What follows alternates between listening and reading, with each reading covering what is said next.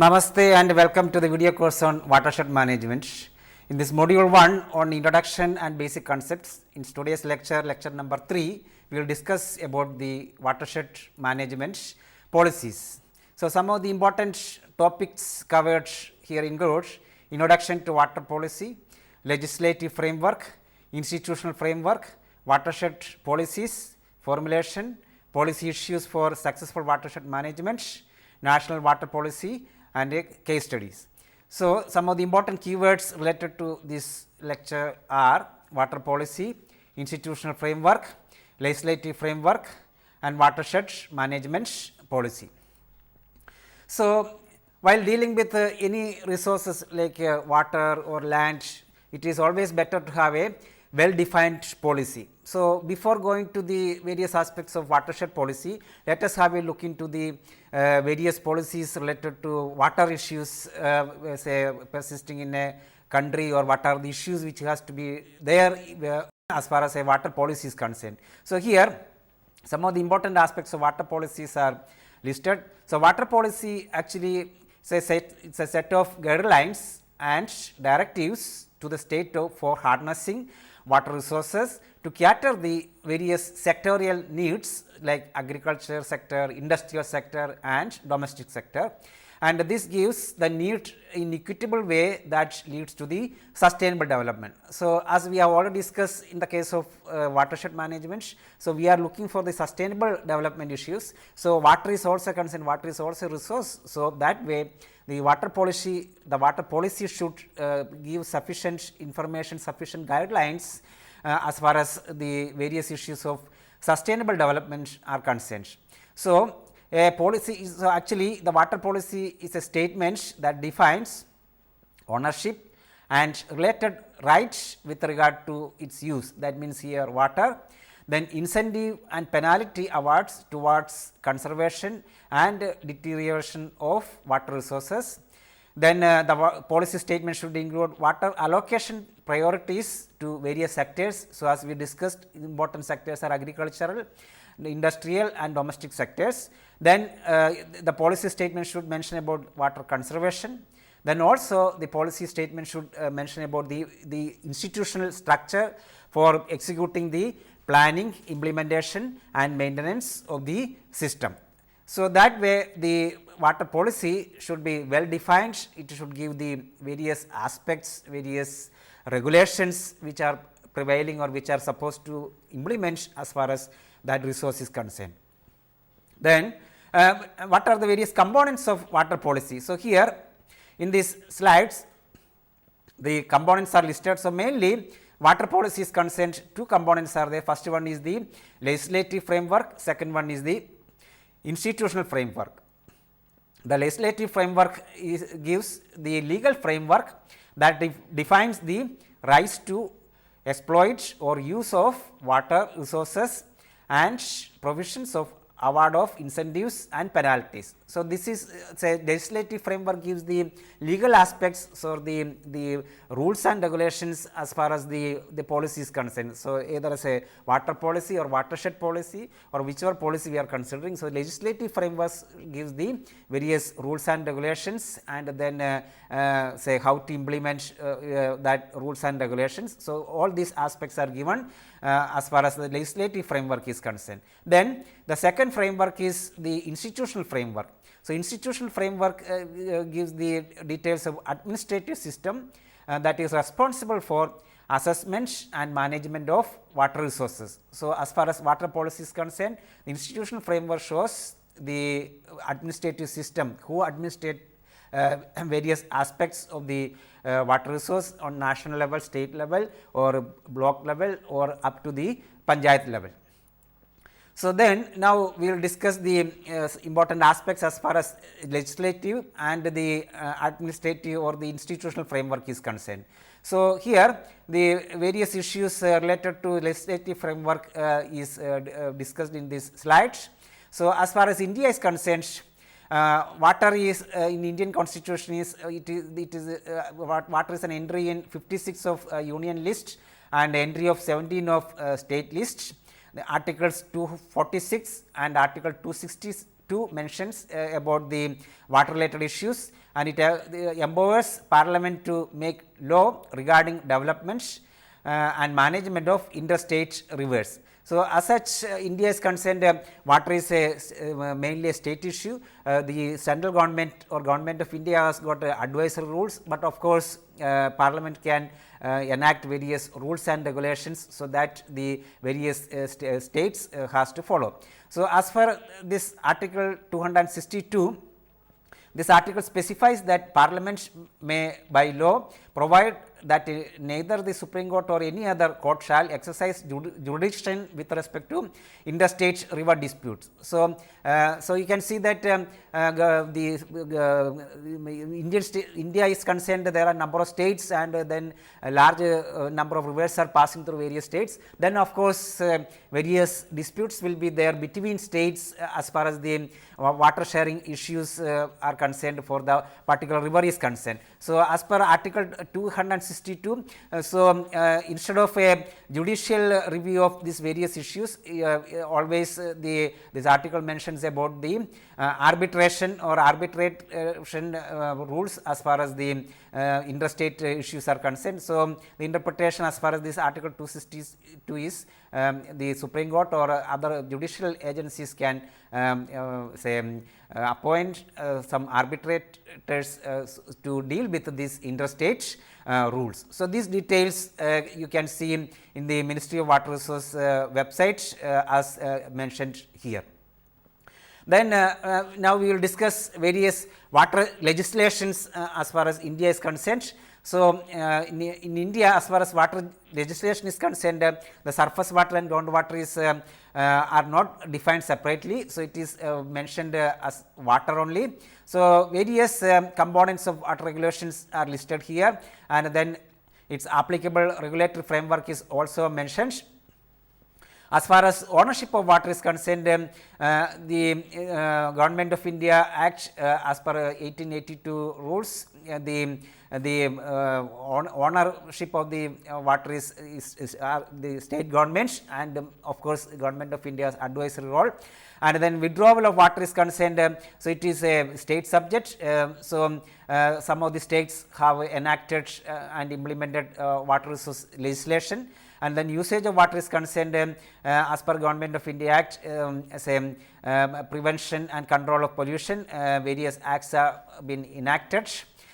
So, then as far as the various Government of India agencies are concerned, then again advisory roles are there, and mainly state government will be dealing with the water pollution issues are concerned.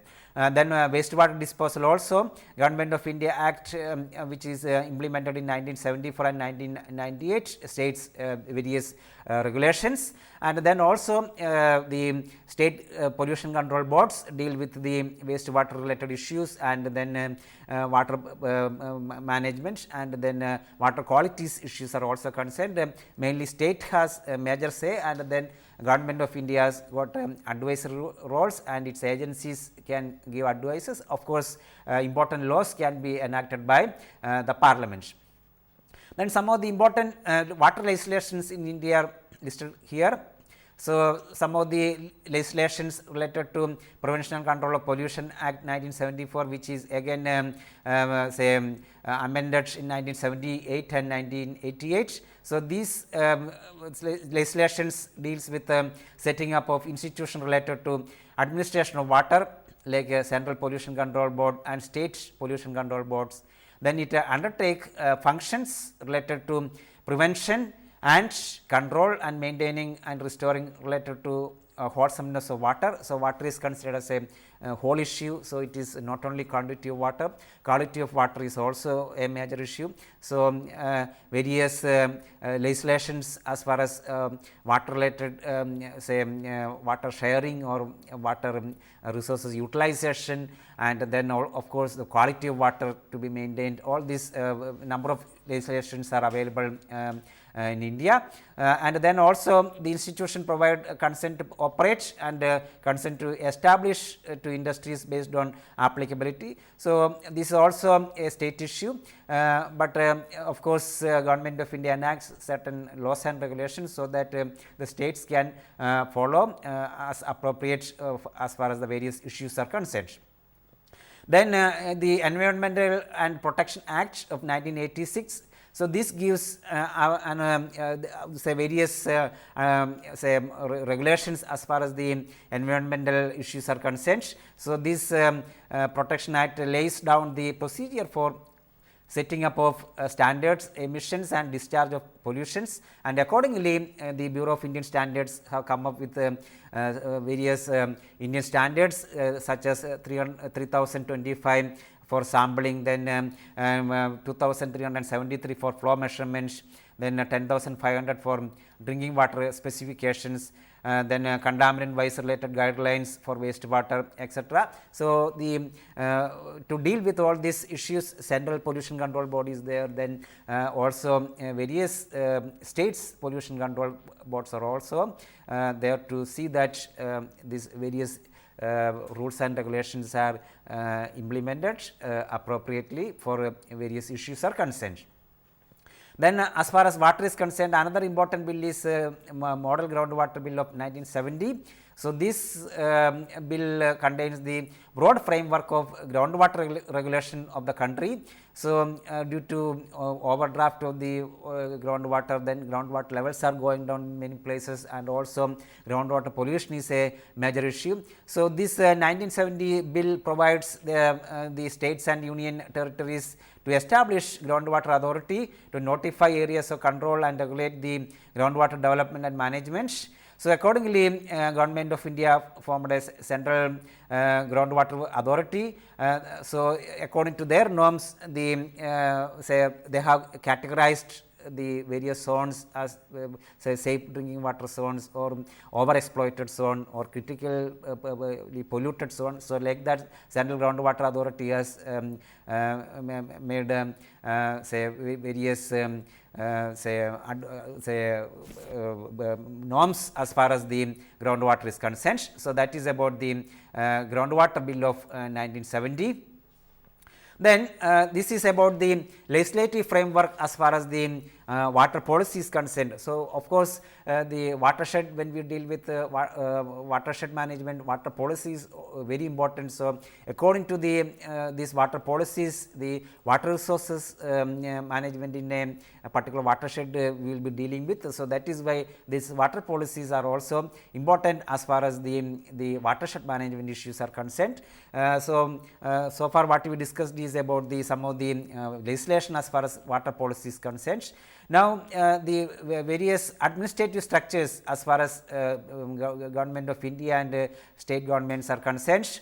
So, some of the major institutions or the administrative structure is concerned, Government of India has got a Ministry of Water Resource, and then also many state government also have got this Ministry of Water Resource. So, the Government of India Ministry of Water Resource is the nodal agency for planning, development and management of the water resource of the country. So, of course, as I mentioned earlier, the state governments have a major say as far as the water resource is concerned, but Government of India has got an advisory role, and then say the ministry and then its agencies have advisory role, or to they can advise the state government to do the development as far as developmental issues are concerned, or as far as the implementation issues are concerned, or sustainable development or sustainable water management are concerned. They have got the advisory role. And then under Ministry of Water Resources, various departments are there, like Central Water Commission for surface water related issues, then Central Groundwater Board is there for groundwater related issues, then National Water Development Agency is there to provide technical support as far as the Ministry of Water Resource and various state governments are concerned. So, they develop the detailed project report and then come up with various issues, they come up with the models and then support system as far as the Government of India and its project implementation and then state governments are concerned. And then also as the various institutions like water and land management institutes in various states, and then various agricultural universities, and then various water related departments in states and union territories are there for research and then developmental issues as far as the water related issues are concerned. So, these are the details as far as the administrative structure is concerned. Then also as far as Government of India is concerned, some other ministries are also dealing with some of the water related issues. So, the ministries are listed here, like Ministry of Rural Development. So, this ministry deals with the land and then rural area development is concerned. So, some of the project or some of the issues which Ministry of Rural Development will be dealing are desert development program, drought prone area program, integrated wasteland development program, like that. And then another other important ministry is Ministry of Agriculture and Cooperation. So, say they deal with the various agricultural water management issues, then drinking water program, then National Watershed Development Program of Government of India. So, like that various watershed related issues are dealt by Ministry of Agriculture of say Government of India, and then of course similarly for various state governments are concerned. So, the various watershed related policies and the projects are under the Ministry of Agriculture, like region wise watershed development projects, then integrated watershed development projects, etc., are dealt by Ministry of Agriculture.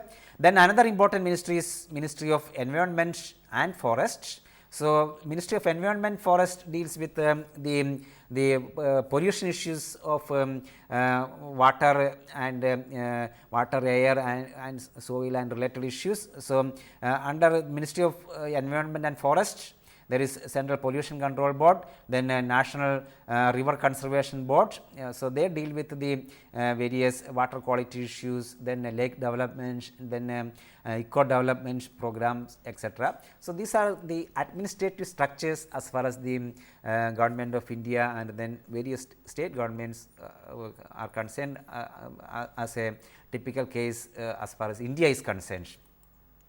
So, now so far what we have discussed is about the water policies. As far as I mentioned, when we discuss about the watershed management issues or watershed policies are concerned, water policies are also very important, since most of the issues related to water policies are also applicable as far as watershed management policy is concerned. So, now we will come back to watershed policy and then discuss various issues as far as watershed policy is concerned. So, watershed policy are formulated to manage and protect watershed fully and effectively, and a clear policy is always required to emphasize inter alia, so that the various interaction between various sectors are concerned, so that we can have a coordinated and integrated approach. Then local participation is possible, manpower and resource management are possible, appropriate land use planning are possible. So, like that a specific policy as a watershed policy is always essential to deal with the watershed management effectively. So, then main objective of watershed management, as we discussed earlier, is to promote integrated protection, conservation and development of land and water resource in a watershed for sustainable use and for the benefit of the nation as a whole. So, that is the main objective of any watershed management program. So, the watershed policy which we can formulate, so that helps to make appropriate plans and managerial plan for the considered watershed. So, the watershed policy are the documents that gives the regulations that regulates both the public and private activities within our watersheds, primarily through use of codes, ordinances, through the establishment of minimum or maximum standards and then setting of budgets. So, the watershed policy either under the Ministry of Agriculture or Ministry of Water Resource. Say when the watershed policies are formulated and then further modified say as per the various needs. So, that policy paper shows policy gives the details as far as the setting of budgets, then what kind of activities should be put, say for example, when we consider various 5-year plans. So, say for example, 12th 5-year plan, what should be the what are our targets as far as the various achievements for next 5 years related to watershed, and then what are things to be implemented, and then what kind of support should be given to various states and other agencies from the Government of India. So, all these details will be put in the watershed policies. So, as far as the various strategies for implementation of the watershed policies are concerned, various issues are listed here. So, this watershed policy gives the overall picture of the developmental issues as far as the national watershed program is concerned. Then it established an interministerial watershed management committee. So, as I mentioned, various ministries are coming to picture as far as the watershed management implementation are concerned, or the policy developments are concerned. So, the various ministries or various agencies should come together to make an appropriate watershed policy document. Then it should strengthen human and financial resources required to coordinate, implement and monitor work in the various watershed related projects. Then also the watershed policy rank each watershed and establish priorities for interventions. So, we have already seen various watershed related issues are there, problems are there. So, that when we look for an holistic way of watershed management practice or watershed management plans, say we should rank what is the priorities, and then accordingly, so the watershed policy will give the ranking for the according to the priorities. And then also the watershed policy secure budgetary support for implementation of the policy. So, once a policy document is made, so the budget will be allocated, and then the implementation issues also will be discussed. So, accordingly we can develop a watershed policy. So, that gives the various framework as far as the watershed management plans are concerned.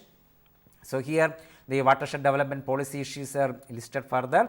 So, the regulations or policies generated towards one aspect of watershed management should not be contradictory to the other aspect. So, as I mentioned, various ministries, various agencies are dealing with water related issues or watershed related issues. So, the regulations or policies generated by one agency or one ministry should not be contradictory to the whatever put by other agencies. So, that way we should be careful.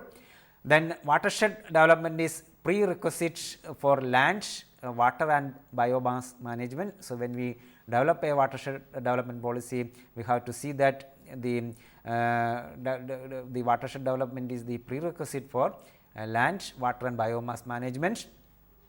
Then watershed development policy formulation should be consistent with the federal, state and local legislation. So, the federal government or the government of India, say for example, will be having its norms and policy. So, say when the watershed development policy is formulated, then we have to see the various needs, various geographical conditions, various existing policies in a local, state and regional level. So, that say there will not be any conflicts, and then some mutual cooperation will be possible. Then further overall policy formulation should be done by considering a larger interest of the country. So, even though various issues will be there on regional level or state level, but whenever final policy formulation is done, the main emphasis should be overall policy formulation should be for the larger interest of the country. So, that we should be careful when the appropriate watershed policies are formulated.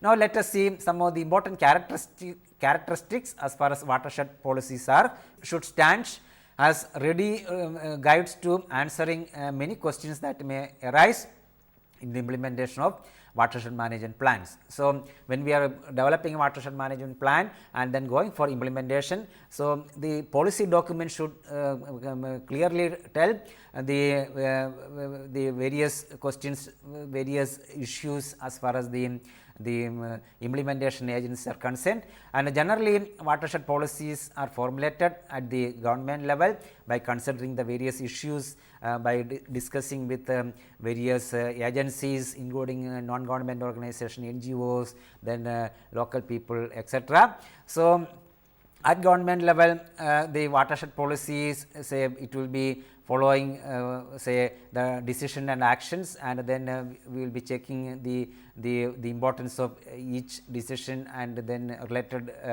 if once it is implemented what will be happening, and then what will be the ramifications as far as the various policy issues are concerned, and then the time frame whenever this policy will be implemented, then what will be happening for the that particular policy, and then what will be its ramifications. So, that also we have to discuss whenever we formulate a watershed policy, and then the various issues concerned to that particular watershed policy. So, now the various issues when we formulate a watershed policies, the watershed policies are discussed here.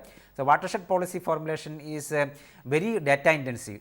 So, as I mentioned, say the watershed when we prepare watershed management plans, so it depends upon various issues like the particular watershed characteristics, then various needs of the society or various needs of the particular area is concerned, and then the climatic issues or hydrological issues. So, say when we are formulating particular watershed policy, so we have to see that say all these issues are addressed properly. Then of course, from one location to another location, the various characteristics, various issues will be varying, but of course, to come up with a watershed policy, we can classify the various issues according to the needs, according to its characteristics, and then we can collect the appropriate data and then analyze it, and then go for the formulation of the watershed policy. So, the data like hydrological information watershed is we have to get, and that is very expensive to obtain and interpret, and then some of the basic sets of data like inventory of watershed resources, then inventory of use of resources, then the socio-economics of the people. So, like that various issues we have to deal with when we formulate the watershed policy. So, as far as various data is concerned, the collection of information like we can follow the various aspects listed here. So, like right of access to information. So, this should be readily available. So, mainly as we discussed most of these implementation aspects or the various issues are concerned, it is state wide subject. So, the state government can make policies or formulate the objectives and then collect the appropriate data. Then various information requirements such as the say technological details or the land details or the water related details. So, this need a large amount of time, and then it is a huge task. So, say we have to see that since say the watershed characteristics or watershed plans will be varying depending upon the area. So, we have to see that the data requirements should be minimum, and then we have to collect the data in an optimal way, so that we can go for the best policy documentation for the particular watershed management issues are concerned. So, now let us discuss what are the important policy issues as far as the say development of a successful watershed management policy is concerned. So, some of the important policy issues are listed here, like understanding and quantifying the biomass types and interactions both in space and time. So, as you can see that the various resources like water, the land use, etc., all these things will be varying with respect to space and time. So, we have to understand and quantify these biomass types. Then there should be proper linkage between social, political and technical system at appropriate levels. So, that is very important for the successful development of policy. Then agroecological approach should be considered for planning of watershed. So, most of the time the agricultural practices or the ecological aspects are very important. So, that issues we have to consider. Then the priority should be given to water resource development in watershed. So, as we discussed, water is one of the important resource as far as the domestic, industrial or agricultural practices are concerned. So, the priority should be to given to water resource development in the area. Then requirement of the poor people and influences on the watershed. So, all these should come in policy formulation, so that there will be appropriate say socio-economic aspects will be incorporated within the watershed policy. So, then some more issues are listed here, like need to establish and manage a national database system for the watershed. So, when we develop the policy issues, we have to see these issues. Then watershed models should be properly formulated, verified and confirmed with field observations. So, as I mentioned, this watershed policies, when these policies are formulated, we have to see that what is really happening within the field or within the various watershed, and then we have to see, we have to confirm with respect to field observations whether the policies which we are formulating are viable and whether it can be implemented, and then that can be sustained. Then most of the watershed policies are concerned agriculture is, so you can see that one of the important sector. So, this agriculture is highly dependent on soils and climate. So, most of the areas, say for example, in India the farmers are dependent upon rain-fed agriculture. So, the climate conditions are very important. So, for example, based on 50 years of climate data and then up to date soil database, say India is divided into 20 agroecological zones, AEZ. So, we can classify depending upon the soil related data, then climatic conditions. So, like we can have agroecological zones. So, when we are formulating the watershed policy, so maybe for each zone we can have different type of policies depending upon the ecological conditions, depending upon the climatic conditions, depending upon soil nature, etc.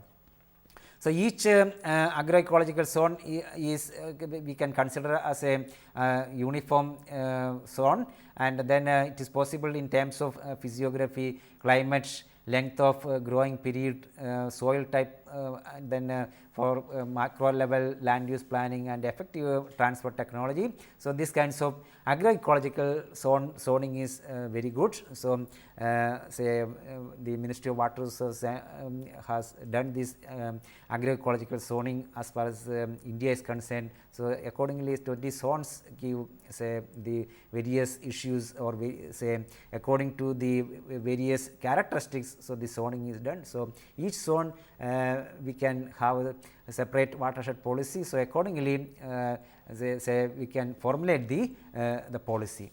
Then also we have to see the collaboration of various organizations coming to say as far as the watershed policy is concerned. So, as we have seen, various ministries have to interact, and then to see that say successful policies are formulated. So, like for example, in India, Ministry of Agriculture and Ministry of Water Resource deals with watershed development policies are concerned. So, they have to collaborate, the ministries, various agencies have to collaborate, so that appropriate policies are developed.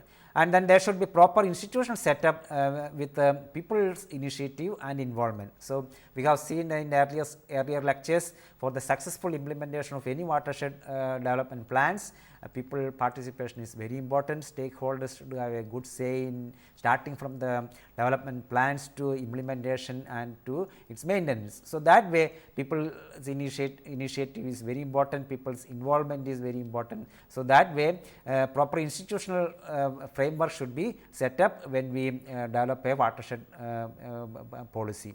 Then also continuous monitoring of the physical progress of the watershed project should be done as a policy formulation. And then also you can see that nowadays various modern techniques like remote sensing can be effectively used, geography information system can be effectively used. So, all these modern techniques, modern technical tools give the capability for say successful policy formulation. So, since these say for example, remote sensing data for say for India for at various seasons. So, that gives what kind of say land use planning is there, what kind of things are going in the past. So, accordingly various policy formulations will be possible. And then also the geography information systems give a lot of flexibility as far as the watershed based planning and management is concerned. So, that way we can have a better policy can be developed, say as far as watershed policies are concerned. So, now so far we have seen the various issues, various characteristics, and then how we can develop a successful watershed policy. So, then what will be the outcome of a successful watershed policy? So, as we have discussed earlier, so any successful watershed policy gives overall development and overall upliftment of the society or upliftment of the people. So, the various issues as far as watershed scale is concerned. So, you can see that the various issues or for a successful outcome of a successful watershed policy it is mentioned here in a block diagram. So, here you can see that the natural resource and human resource we are effectively utilizing on a watershed scale.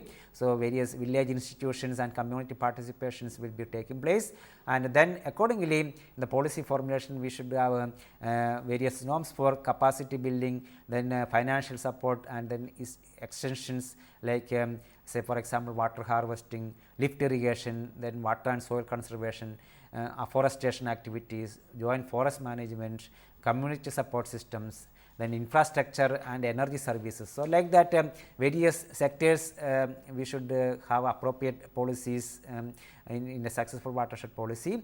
And then finally, so all these good policies will lead to better employment, better development, and then finally the outcome will be improved quality of life as far as the people of particular area is concerned. So, a successful watershed policy gives overall development, overall improvement in the socio-economics of the people, and then of course sustainable development as far as the so watershed is concerned, or the flora and fauna of the particular area is concerned. So, this block diagram shows what will be the outcome as far as the as far as a successful watershed policy is concerned. So, now in India various watershed policies or watershed plans government of India and various state governments are implementing for last 40 to 50 years. So, here we say if you look into the various policies development or various watershed development plans formulated by government of India and other state governments from 1970 onwards, we can see that say how the variation is taking place, how the trend is changing. Say for example, in 1970s the main emphasis was on the water conservation. So, like development of larger dams, reservoirs, and then say soil erosion issues or water management issues. So, that is mainly the policy was formulated in such a way that the government will be implementing various projects, and then the either central government or state governments will be formulating the projects, and its agencies will be implementing. So, there were no say by the people, or the people were not participating effectively in none of these projects. So, that were the way of watershed development policies in 1970s till 80s, and then the success rate was not so good, since many of these projects implemented by various agencies could not sustain due to the lack of people participations, people understanding, or people say will to participate in the project, so that the maintenance and the further keeping up of the project were possible. Then by understanding these mistakes, the various agencies of Government of India and state governments changed their policies. So, in 1980s, the importance as far as watershed development is concerned, it was on socio-economic aspects with water conservation. So, here various watershed development projects were implemented throughout the country through the state governments. So, there the emphasis was on the water conservation as well as socio-economic development of the people. So, there again the say stakeholders or the people were not coming to picture, they were not actively participated in this project. So, further in 1990s there was a trend change, there the not only the socio-economic aspects, but water conservation, and then some for the as far as implementation is concerned, people participation also or the stakeholders participation also were considered in 1990s, and then you can see the success rate was increasing in many of these projects. And finally, say by looking to the various successful projects like Raliganj Siddhi in Maharashtra or Jabua watershed in Madhya Pradesh. So, then there were a shift in the policy formulations or watershed policy formulation as far as the Government of India or state government agencies are concerned. So, now the latest trend is there are public involvement, public participation from the planning stage, then design stage, and then also implementation stage is concerned. So, then you can see that many of the recent projects what were implemented by various agencies were very, so when once these projects were evaluated, you can see that many of these projects are successful. So, mainly you can see that the reason is that people participation, and then people were actively involved from the planning stage to the implementation, design, and then of course its maintenance is concerned. So, now with this perspective, so here again we will come back to the water policies as far as whatever we doing in India is concerned. So, some of the needs of national water policy, say for example in India is concerned, so some of the needs are listed here. So, availability of water is highly uneven in both space and time. So, you can see that India is concerned mainly water is obtained through monsoon rainfall, say starting from June to say either September or October. So, the precipitation is confined to only few months in a year, and rainfall varies spatially. Say for example, in western parts of Rajasthan the rainfall is about 100 mm, but this goes to 10,000 mm in some parts of Meghalaya region. And then on an average say there is number of problems like floods and droughts. So, flood affects around 7.5 million hectares per year as far as India is concerned. And planning and implementation of water resource projects involve a number of socio-economic aspects and issues. Then of course, say the need is for environmental sustainability issues, then rehabilitation of project affected people and livestock. So, whenever huge projects are coming up, then say environmental issues are major issues, then also rehabilitation of the people are concerned, that is also major issues to be considered. Then common approaches and guidelines are necessary on these matters. Then gross irrigation potential is estimated to have increased from 19.5 million to 95 million hectares by the year 1999 or 2000. So, whenever a national water policy is formulated, there should be, we have to see the water quality issues also. So, say accordingly, a national water policy has been formulated in India. So, this policy has been first adopted in 1987 and then formulated in 2002. So, this national water policy advocates water resource of the country should be brought within the category of utilizable resource to the maximum possible extent. So, there are various sectorial needs like agriculture sector, then industrial sector or domestic sector, all these needs to be considered to the maximum possible extent. So, that were some of the important aspects as far as the national water policy is concerned.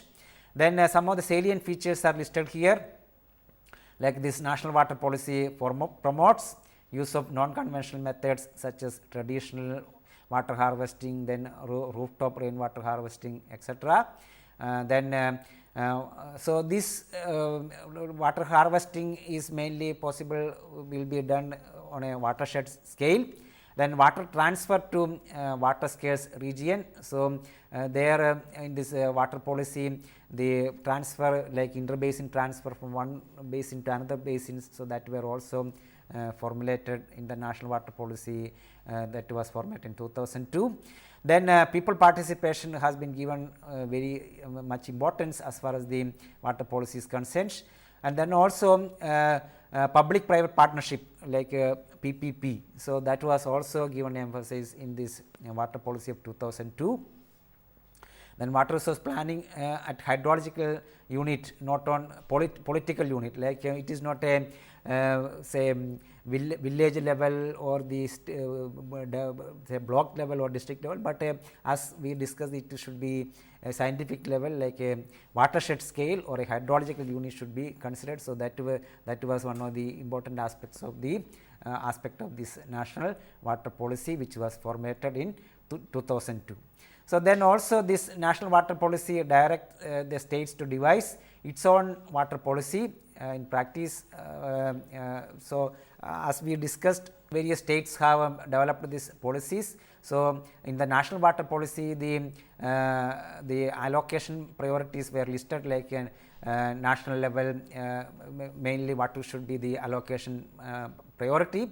So, as far as national level is concerned, first priority should be drinking water, then irrigation, hydropower, then ecology, then agro industries, then non-agriculture industries, then navigation, so etc. So, these are some of the priorities listed by listed in the national water policy, but then of course, as per the needs of the various states. So, this can vary. Say for example, most of the states follow this allocation priority, but some state like Maharashtra, there the main priorities like say first industrial use, then other uses, so like that. So, this way the priorities may change from one state to another state.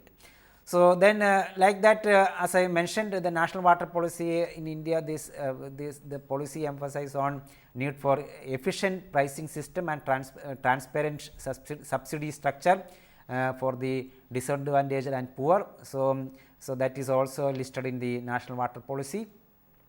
Then transfer the water management to user groups and local bodies. So, nowadays the user groups are promoted in various sectors like agricultural water use or industrial water use. So, accordingly the transfer of the water management can be done to by using the user group. Then private sector participation in water sector. So, that is also emphasized in this national water policy. Then undertaking say phased program for improvement of water quality based on polluter pay principle. So, you can see that in India water is concerned, pollution is a major issue. So, also in this national water policy, polluter pay principle has been formulated. Then the need based economic activities on water zoning has been formulated in the national water policy.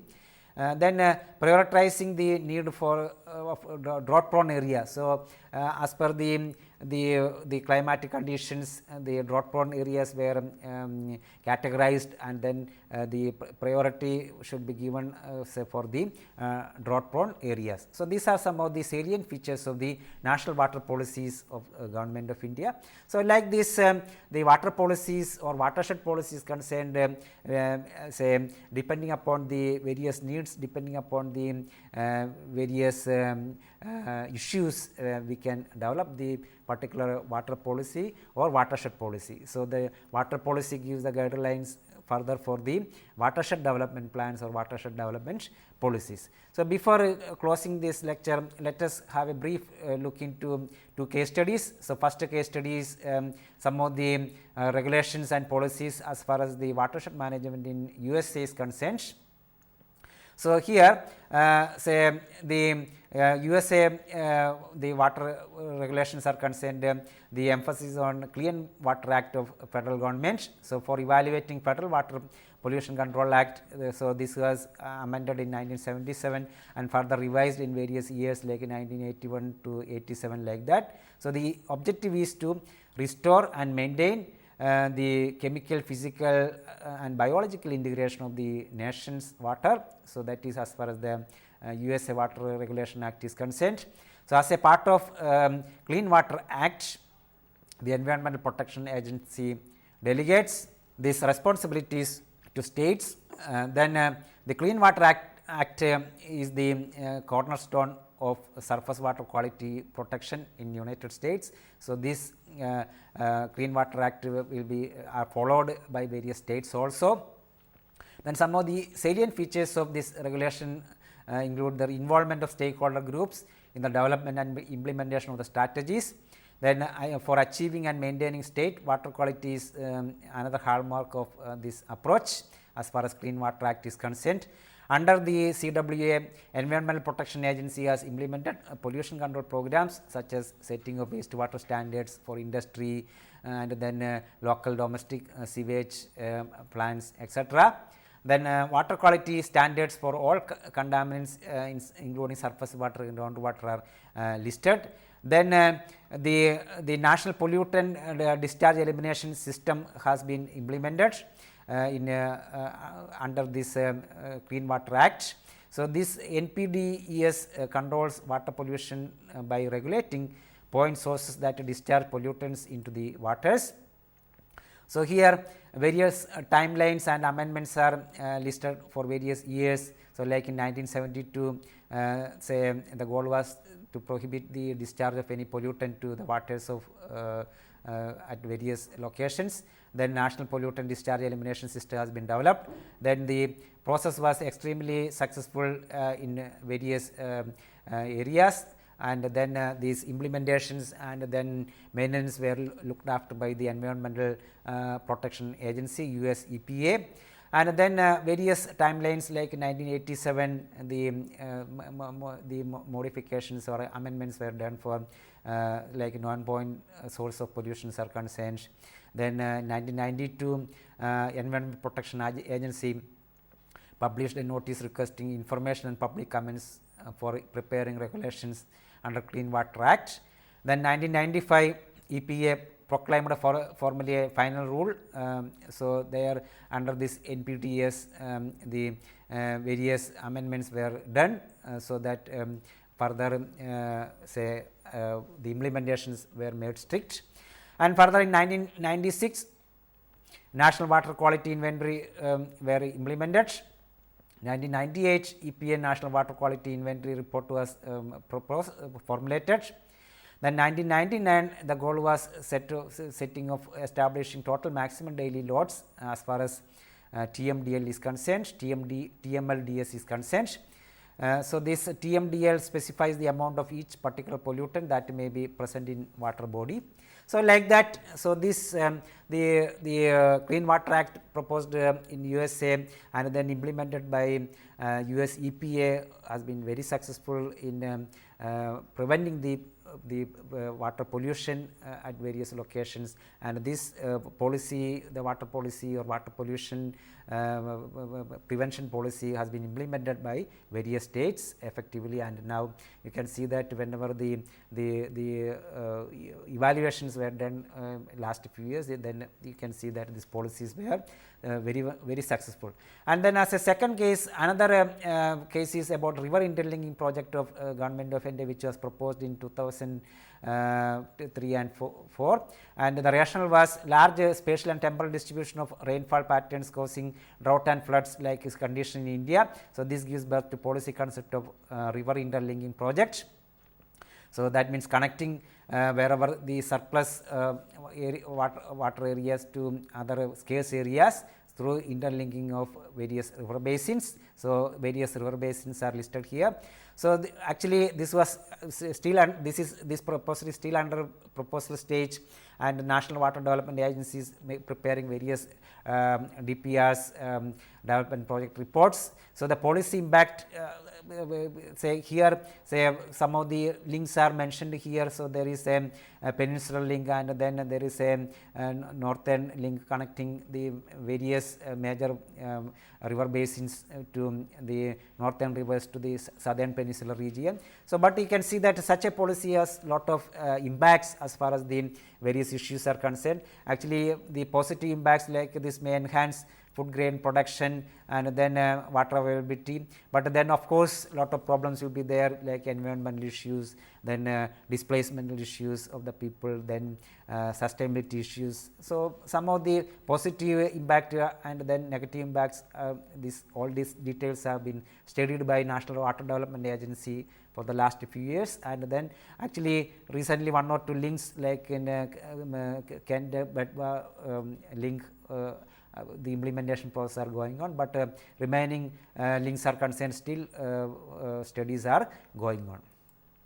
So these are some of the relevant references as far as today's lecture is concerned on watershed development and policies. So some of the tutorial questions like discuss the needs of water policy and components of an effective water policy. So these details we have already seen in the lecture. Then describe the outcome of a successful watershed management policy. So we have already seen as far as the development of a successful policy details we have already seen. Then discuss the national water policy in India. We have seen various steps, various issues as far as Government of India national water policy is concerned. Then some of the self-evaluation questions are listed here. What are the important policy issues for successful watershed management? Then second question is discuss water related institutions like then its roles, administrative structures in India. So these issues are also discussed in today's lecture.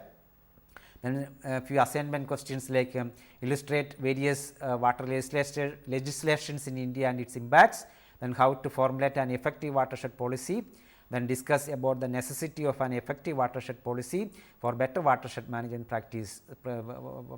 So these issues are also so you can make it as an assignment. Few questions are listed here, but many of these issues we have discussed in today's lecture. So as an unsolved problem, one case study you may develop as a case study of watershed policy of a country by considering physical setting, watershed conditions, then the various problems, history of watershed management, international trends, then legislative framework, institutional framework, challenges, strategies for policy implementation, financial aspects, implementation issues, etc. So you can various case studies are available in the internet. Say for example, you can see a case study for Jamaica in this website. So you can develop a case study by considering various issues. So today we have discussed the watershed development policy, then its formulation, and then of course water policy is also an important issue. So various aspects of water policies are also discussed in today's lecture. So with this, the first module on introduction and watershed concepts, 3 lectures are over.